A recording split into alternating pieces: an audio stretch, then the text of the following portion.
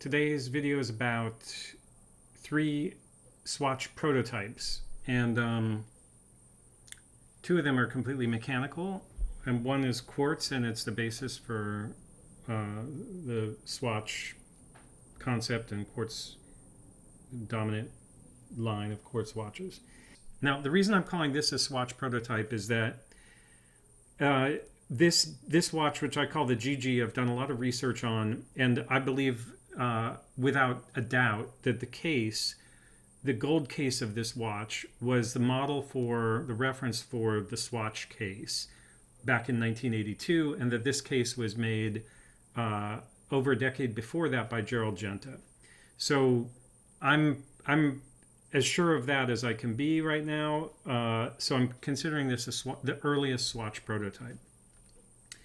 This is a Zog prototype of the quartz watch from 1981 or 1982. And this is missing a dial, and it has a little Swatch crystal guard on it to keep the crystal from falling off. But I'll come back to that in a second. And then this is it's a prototype for a watch called the YAS 100, which is the body and soul. It's an Irony skeleton automatic, and this is a prototype for it. It may be the prototype for it, but it's certainly a prototype for it. And the way that you know it's a prototype is this was a skeletonized watch, but this movement was actually made this was machined out. Each of the holes in this movement, which turned it into a skeleton, you can see the brass inner of the nickel-plated movement, and that means it was actually machined out of a regular ETA movement. So why I'm saying that means that this is a real prototype is that once they made the YAS 100, they actually had the plates, the bridge plates, and the main plate punched and machined with the skeleton version. And this is actually a skeleton version. This is a YAS 108 from 2013. But this movement is actually, a skeleton movement. It's ETA 2841-1, I believe. So this is a 2842 that was not originally skeleton and skeletonized. Okay, so people know that I've been researching this watch for the past 7 months, and I've told you my verdict on it. But just over the past week, Jose Perestroika, who has a website called Periscope, and the Zurich newspaper, also importantly because it's a newspaper of record similar to the New York Times. Periscope.com is Jose Perez's watch website. I'm familiar with this because I read a lot of his articles about Panerai back when I was trying to research my own Panerai. And he kind of exposed this. There was a Speedmaster that sold in 2021 at Phillips in Geneva for $3.4 million. And it was a Tropic Dial Speedmaster allegedly from 1957. And Tropic Dial means that it was originally a black dial when Omega released it, but there was a problem with the paint, and the paint aged in a way that made it kind of chocolate brown. And those watches, if they're in good condition, have a very high value. And this particular one, because of the date and everything, it was estimated by Phillips to the estimate for the auction was, I think, 80 to 120,000 Swiss francs, which are approximately the same as dollars, and it ended up going for 3.4 million. And what Jose Perez noticed about that was he had been looking at other auction photos, and he saw that it was a Frankenwatch. Basically, he saw that the dial had come from another watch that had been on the market, and this was back in 2021. He saw that the dial had come from one watch, had been reloomed to look like radium paint. The bezel had come from another watch, and according to him, he informed Phillips about it, and they didn't do anything. And then it went to auction, and then it went for 3.4 million. And what's interesting about this to me is that Jose is a really interesting person in that he does these deep dive researches like I'm interested in, and like I did with the GG.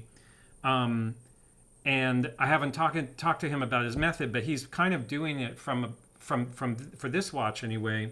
He's doing it entirely from photos. Like he hasn't actually touched the artifacts himself. I'm sure I've seen interviews with him. I know he's also a collector, so he has some hands-on experience with watches. But this watch that he figured out, he never even touched it. He just did it through his own database of previous auctions and photographs. Anyway, really cool story. And the thing I want to say about that, or connect it to what I've done with the GG, is that I would say I went on an even deeper dive because I went on more tangents. But with this watch, there was nothing to compare it to, so I had to go a bit more into history and take whatever path I could based on the physical properties of the watch. So there are two main examples I want to give here, and then I'm going to either wrap this up or go into a deeper dive into the quartz.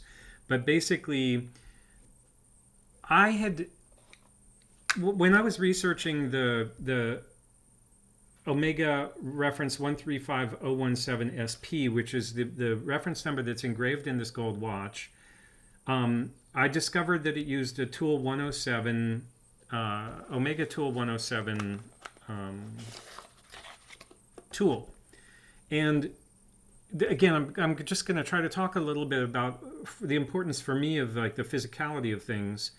I didn't know what a tool 107 was, and I Googled it and I searched eBay and I found one, and so I could tell by looking at it kind of how it worked in theory, but I paid $100 for one to get it.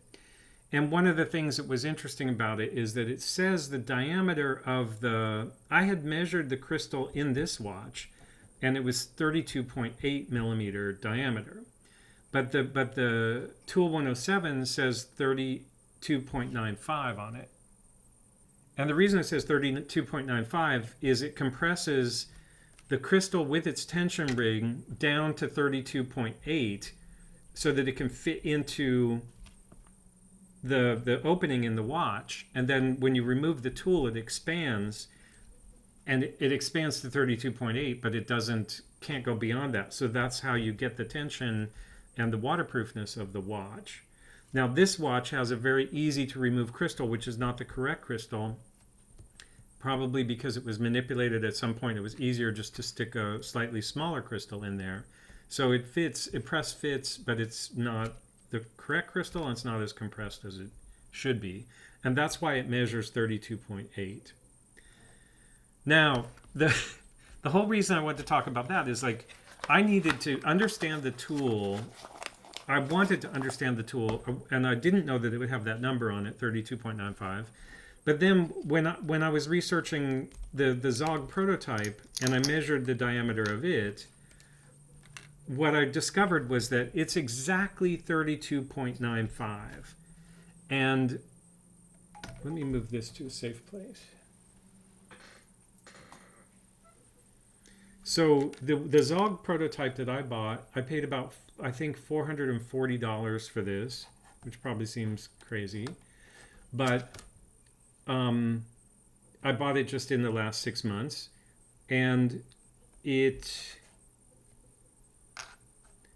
came unsealed, not by choice, but it came unsealed. It didn't. These are the only parts it had inside, but it ended up being kind of cool because it's unsealed. I have an original crystal that hasn't been welded or damaged in any way, and inside of it, the points that have not yet been welded are not welded. So it's not like these parts were removed. And what I mean by that is like these 3 dots here, these black dots.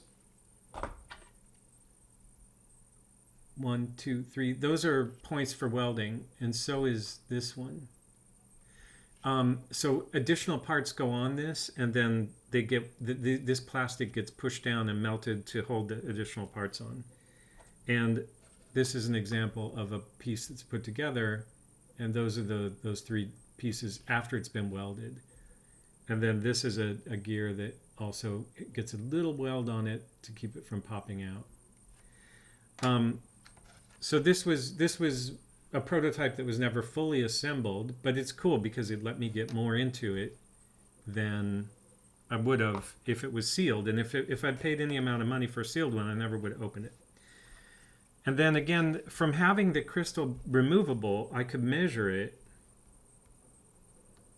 And measuring it led to the discovery that it's exactly 32.95 diameter. And let me see if I can...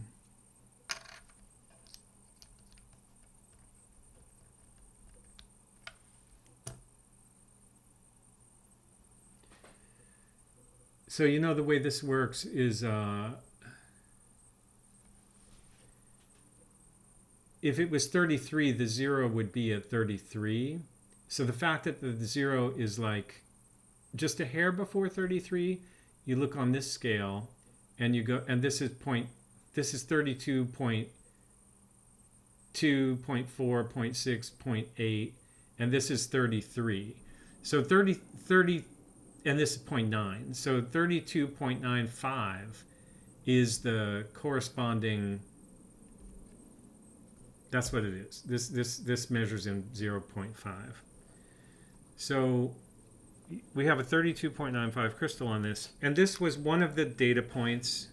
It doesn't prove anything, but it's one of the, as I was building my whole case around the GG, I found dozens of things that became evidence of my hypothesis, supporting my hypothesis. And many of them were physical in nature. Some of them could have been deduced from pictures or from data, but the physical part of it is fun as well.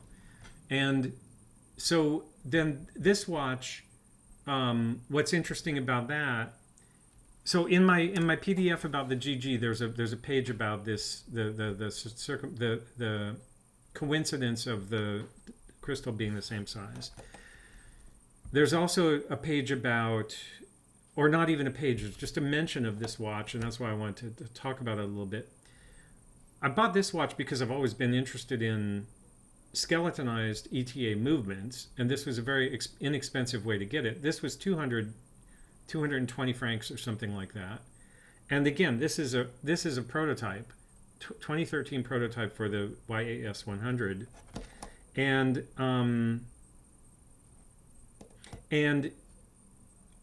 I could see in the auction pictures that there's no marking on this. And at the time that I bought it, I didn't think that much of it. But what's interesting about it is it was made in 1993 or 1992, and it was a prototype, and it has no markings on it. Now, what that means is that there's evidence that a Swatch prototype from the 1992 was made with no markings on it.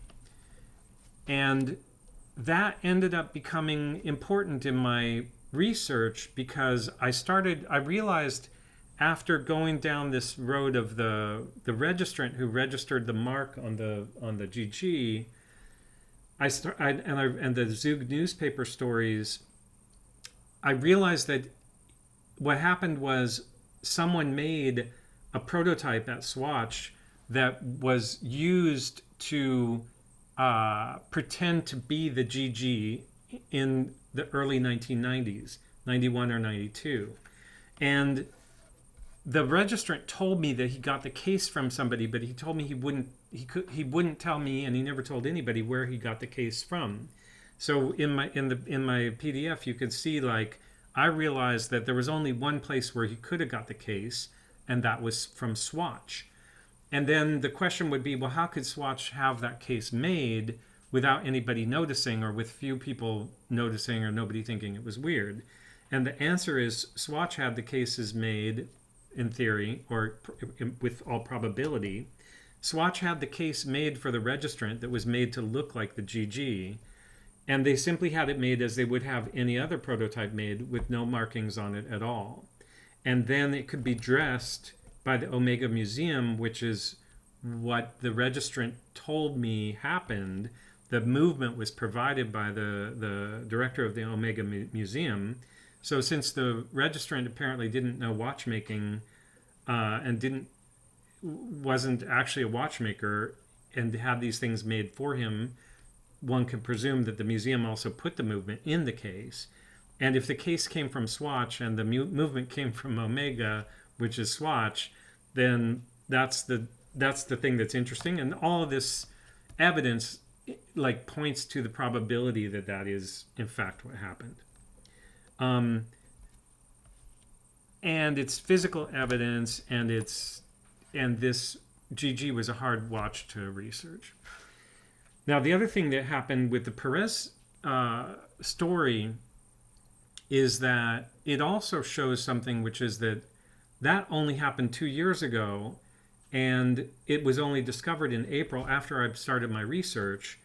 And what appears to have happened is that the Omega Museum, people working at the Omega Museum, created this Frankenwatch. 3 employees of the Omega Museum, including the director at the time, who's not the same director back from the time of the GG, but the director of the museum and 2 other employees conspired, according to Swatch themselves. They conspired to create this Frankenwatch and then sell it through Sotheby's, and then profit off of doctoring the records in the extracts and putting a Frankenstein watch together, even having a bridge plate made that had a probable serial number on it that they had looked up in the archives. These are all things that are in this Zurich newspaper. I'll put some links to this in the description. So what's interesting about that is that turns out to also kind of add to the probability of my story that within a company, people don't know what other people in the company are doing with bad intent or otherwise. Now, the reason I say otherwise is that I think in the case of the GG, the intent was to hide a secret, and I don't see that as being bad intent, because I understand the reason why Swatch, SMH at the time, and even before that, SSIH and ASUAG before the merger, I understand the reason that this secret came about, and I'm kind of on board with it. Like, I think it was a great idea. And I think that to keep the secret, things had to be kept throughout the history of Swatch Group as it evolved. And as the secret of the GG became a risk to Hayek because the GG went missing, they had to take actions to protect that secret. And that not everybody they wouldn't make a company-wide announcement to 30 or 40,000 employees like, oh, listen, this is what's happening, everybody keep it a secret.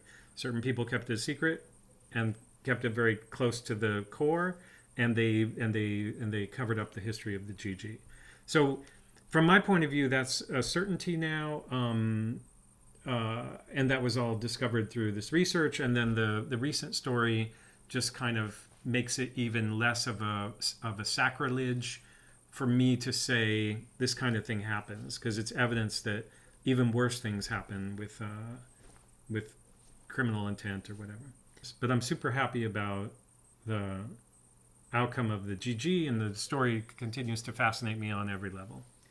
All right, thanks for watching.